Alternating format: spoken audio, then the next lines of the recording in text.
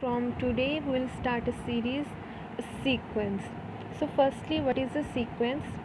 A function whose domain is the set naturals and the range a set of real numbers is called a real sequence.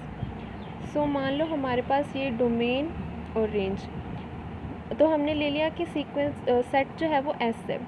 तो उन्होंने बोला कि हमारी domain जो है वो सेट ऑफ नेचुरल नंबर्स है, यानी कि ये हमारे पास सेट ऑफ नेचुरल नंबर्स है।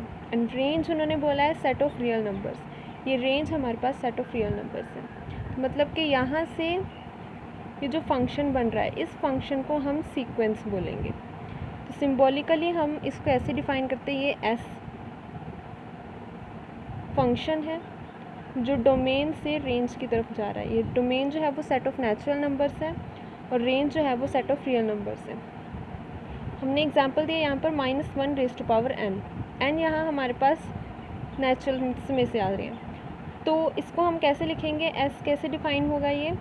तो फर्स्टली n को नेचुरल्स है ये, तो पहले 1 पुट करेंगे तो हमारे पास -1 आ गया, 2 पुट करेंगे 1 आ गया, फिर -1 1 ऐसे हमारे पास चलता जाएगा। तो ये हमारे पास हो गया सीक्वेंस।